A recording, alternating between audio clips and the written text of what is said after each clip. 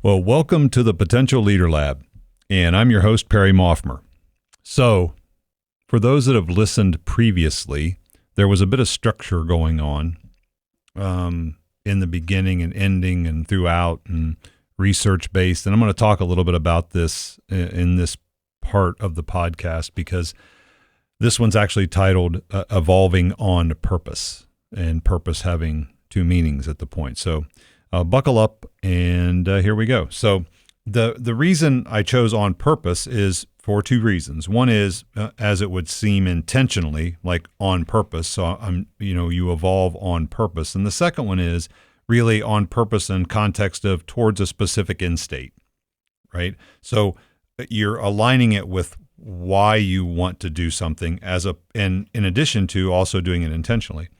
Well, my end state is transcendence. And by that, I mean to move beyond myself to truly serve other folks. And that's a real challenge for me because I'm fairly self-centered and believe I know best in most cases.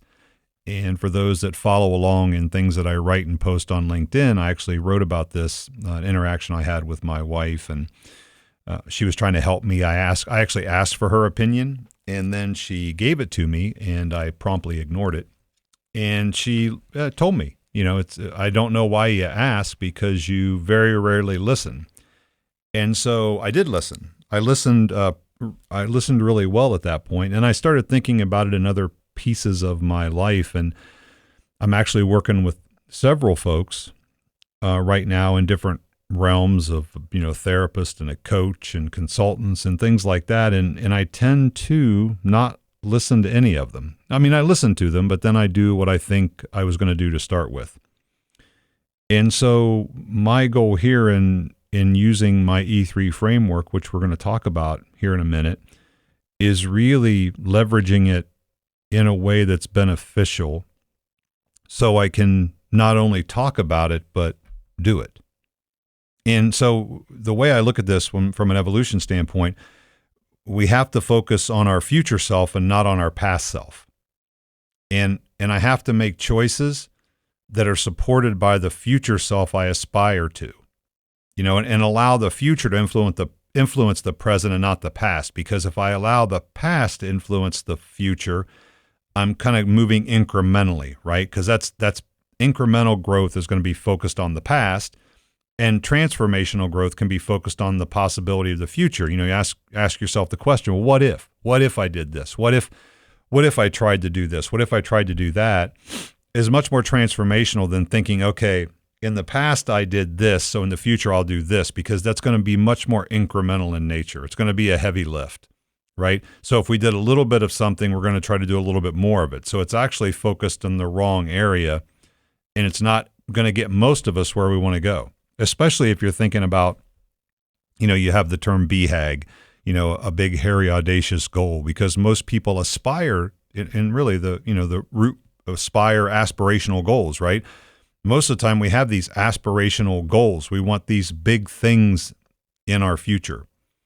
We want to move far beyond in a transformational way what we've done in the past. Now, that's really interesting because we tend not to allow our future self to define that for us. We think about where we've been, and then where does that mean we're going to go, as opposed to where do I want to go? What does that mean I have to do now? Well, that's why I came up with this framework, actually, because explore, experiment, evolve, right? Now, the thing is, it's simple but not easy. I'm not saying it is easy. It's really, really hard. And I think that the challenge is once we do, it's a framework, it's a process, it's repeated over and over and over again. And so if you look at this, they call it a J curve because it looks like a J on paper. There's a low point on the left and a high point on the right and a line drawn down and up. And so we have explore, experiment, evolve. But you look at it like a static piece. You look at it like one J curve. One point, we have a current state and a desired state. And you want to move from the current state to the desired state, but you can't go in a straight line because that's not how the world works. We have to go down before we go up. You can't, and I guess the easiest way to think about this is you can't go from mountaintop to mountaintop without going down in the valley, right? So if we do want to change, if we do want to do something different, we're probably not going to do it exceptionally well to start off. That's why there's a little bit of a lull. That's why we have to go down and go up. So we're going to take a few steps back to go many steps forward. But then the real bitch about this is that we're in a current state and a desired state. So let's say we make it to our desired state. At some point soon after that, what does the desired state become? The current state. And we start over again. Right? And so we're never truly done. And if at any point we are done, then I guess that means we're dead, right? Because we're going to stop. And I'm going to talk about that in a little bit. And really what's got to drive us, and I just had this conversation this morning with somebody, is we have to have a very strong vision of our future. And if we don't, we're going to focus, we shift back to the past. So if we're not looking forward, we're looking backward. Because the past, the present, and the future all exist simultaneously. Okay? And so if we're not looking forward, if we're not looking to the future, we have only one choice, and that's to look backwards, because we're always we get retrospective. This is what I did. We're never really talking about what we're doing currently. It's in context of what we've done and what we want to do. And if we stop thinking about what we want to do and we don't have this compelling vision of the future for ourselves, there's only one way to look, and that's back instead of forwards. Now, I'm not going to sit here and tell you there's a right way and a wrong way to do this. Everybody's got to figure out their own way. And that's one of my challenges in the work that I do, because I'm heavily descriptive and not prescriptive. I don't necessarily want to tell people what to do. I don't believe you can do that, because I think you have to make sense of it for yourself. I offer a framework, and I think frameworks work because you fill in the blanks, but I'm not saying do step 1, step 2, step 3, because I'm not sure that works. And if it did, there'd only be one book or one process. And there isn't, because if you look up any kind of self-help stuff, there's millions and millions of them out there. And that's because they all work. They work for the person that used it, or they work for the person that's selling it. They may not work for everybody. So again, there's no right or definitive way to do this, but you have to do something, right? You do have to do something. And it's really not, and we talk a little bit about velocity and speed, right? Because it's not really about speed, it's about velocity. Speed is how fast you go. Velocity is how fast you're going in a quadrant from point A to point B. How quickly do you speed up? And we need a process because of the rate of change in the outside world. The world's changing really, really quickly, and that just keeps accelerating.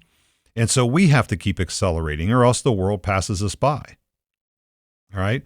And we've got to keep pace, or I would even argue move a little bit faster than our environment. And so therefore, we need a framework, because if not, we start from scratch every time something comes up. And I've seen this happen again and again for people. Each time a problem or an issue arises, or even a challenge or an opportunity, they kind of start from zero. What do we do here? How do we do this? Should we do it? Can we do it? How do we do it? All of those questions. And if you don't have a framework that you can default to know, okay, if this falls into this process, it costs you time. Now, so what I've done is I've created a little bit more meat around the bone of Explore, Experiment, Evolve, and talking about the activity and the state of mind at each place. Because I think there are 3 kind of fundamental traits, fundamental things that we have to embrace. And those are humility, courage, and integrity. And I think they fit really well in each of these phases, because to me, exploration requires humility. I'm not going to explore if I know everything. And so the fundamental thing I have to kind of grasp, I have to kind of take to heart is humility, which can be, you can define it however you want. It's actually, the root of it is, face down in the dirt. That's the root of humility, is dirt. Because if you're humble, then you're face down, right? And so only when I'm humble can I be curious. Only when I'm humble will I ask questions. By the way, questions I don't already know the answer to, but questions all the same, right? I'm going to access my own ignorance. And I only do that if I'm humble. If I'm not humble, I'm not going to explore. Exploration is all about finding out new things that I don't know. Again, very purposeful in the word choice, because exploration is about looking for opportunities and opening up things to possibilities. It's not a journey from point A to point B. It's more like an odyssey. I don't know what's out there, so I'm going to explore. Now, once I've explored and I exhibit that humility and I've asked some questions and I'm curious, at some point, I've got to have the courage to experiment. And that means I've got to have the courage to change. And I've got to be open to new data and opinions and facts. I've got to have a certain amount of objectivity around my own thought process. And above all, I have to have a willingness to not know. I have to have a willingness to not know the answer. Because when I do an experiment, I don't want to use confirmation bias just to do experiments to confirm what I already believe. What I want to do is I want to create experiments to find out something new. I want to be shocked. Like I want to be surprised. And I have to have openness for that. Because when the experiment runs its course, I have to be okay. I have to have the courage to change. And this is where we get tripped up, because oftentimes we do have to exhibit different behaviors. Like I have to experiment with new ways of being. I have to experiment with new things to say. I have to experiment with different ways to react to people if I truly want to change my behavior to get a different result, right? Because if I keep behaving in the same way or saying the same things or engaging with people in the same way, that's going to end up with the same result. And most of the time, the goals, those back to those BHAGs or those aspirational goals, those things that we like, those visions that we have for ourselves. And I realized that at one point I did talk about, the lack. I'm not a big fan of goals, as we say. But again, I'm experimenting and exploring and evolving as well. And I don't know that I'm using the term in the same way. I'm using it in a way that's more of a future vision for myself. That would be the goal that I'm talking about. How do I envision myself in the future? Because if there's something that I want, if there's something I want to achieve, if there's something I want to attain, if there's something I want to change for those that are close to me and that I care for, then I'm most likely going to have to be a different person. I'm going to have to show up in the world differently at that point. I'm going to have to behave differently. I'm going to have to do something different. I'm going to have to develop different habits or skills. Because if I don't, then nothing's going to change. And so I have to have that willingness and that courage to change. And then finally, once I get the results back from the experiment and I develop that courage to change, I have to have the integrity to do it. And integrity, very simply, is I do what I say I'm going to do. And that's evolution. I'm doing it on purpose. Remember, I'm evolving on purpose intentionally, and on purpose meaning why I'm doing it, on my purpose. And so at that point, I have to reflect and learn. And those two things are different, and I have to reflect first before I learn. I have to look at the results of the experiment, and then I have to reflect on, what does that mean to me? Is it moving me in the right direction? Can I do this? If I did try something, if I experimented with some new behavior, what happened? And then once I reflect on it, I learn from it. Then I repeat the cycle. I go back to explore again, because our future self is always iterating. It's always something new. Like we're never static. And by the way, evolution is not pain-free. It's not painless. Not supposed to be, and it's really why so many people actively refuse to do it. There is a heavy cost to evolving as a human, to evolving into that person you were meant to be. And that can be in dollars and emotions and time and relationships. And then there's the whole thing around there's something called a consistency principle, which is one of the challenges we have as humans, is we don't want to appear inconsistent.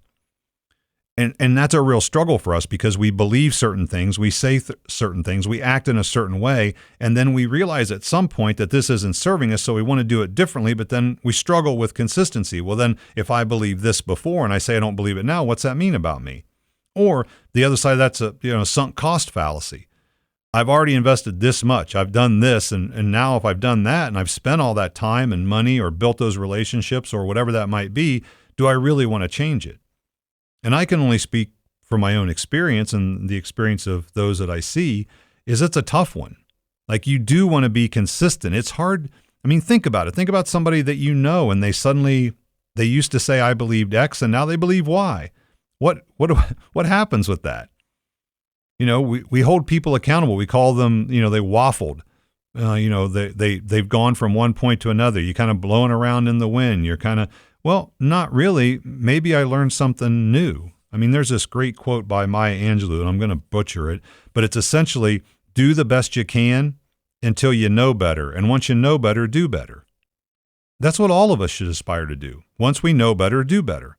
And if we're actively exploring and experimenting, then we're going to find ways to know better. And if we do know better, then we should do better. We should do better by ourselves. We should do better by those we care about. We should do better by the folks around us. And so I'd ask you, there is a cost to evolving. And I said there dollars, emotions, relationships, time, all of those could be any or all of those. So there is a cost to this, but the opposite side of that is what's the cost to not evolving? And evolution cannot be achieved unless it costs you something. I heard, and I attribute this, or I kind of look at a correlation of this as I forget where I heard it the other day. I was listening to something and they said, your values aren't your values until they cost you something. And I think that's pretty accurate. It's easy to maintain a point of view and values and opinion as long as it doesn't cost you anything.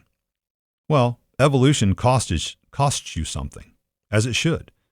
Cost you time, money, effort, emotions, whatever those things might be. It is going to cost you, but what's the alternative?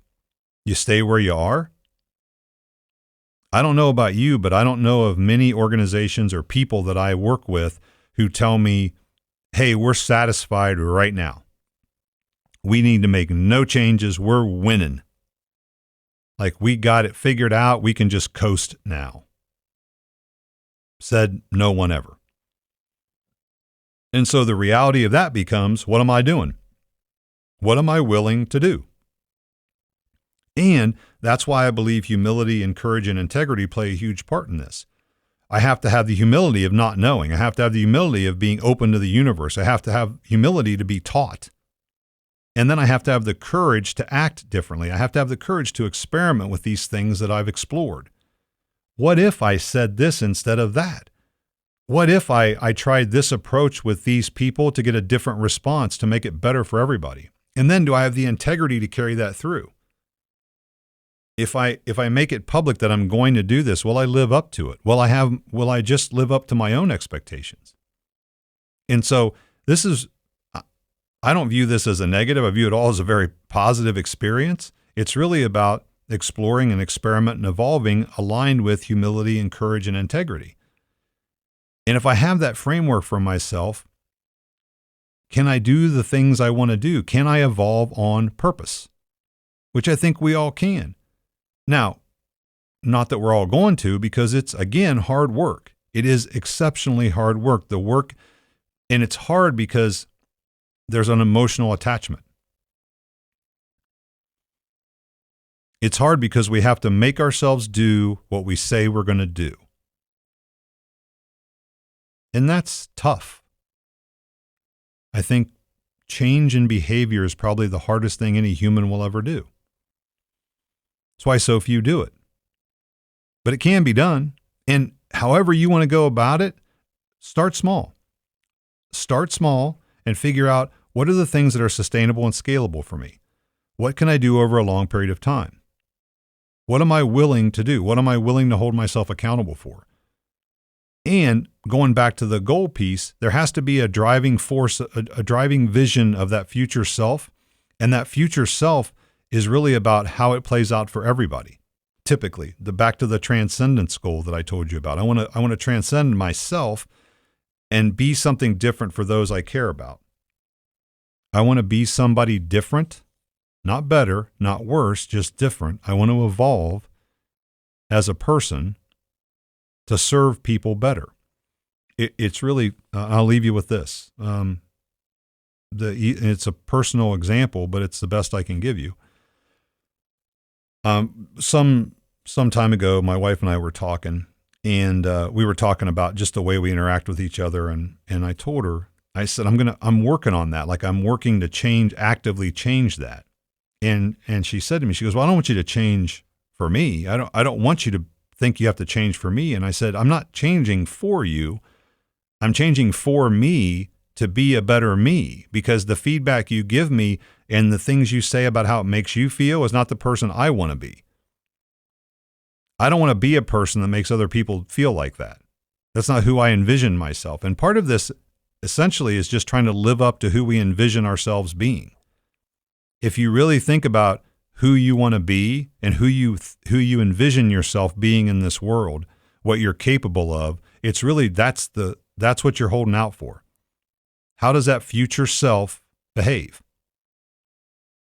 How does the person that achieves the things that you want to achieve behave? And then moving in that direction, moving in a forward direction.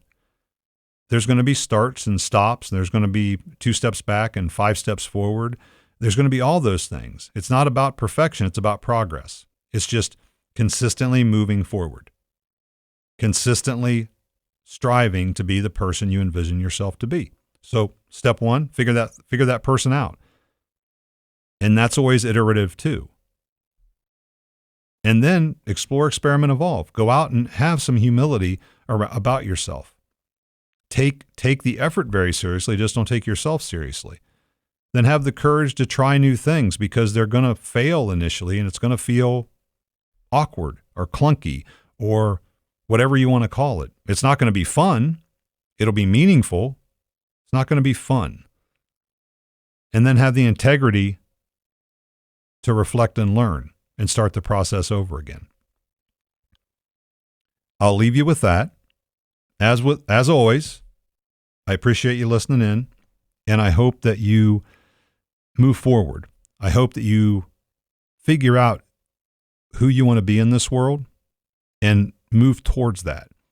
And in the meantime, as you do that, take care of yourself, take care of each other, and I'll see you back in the lab real soon.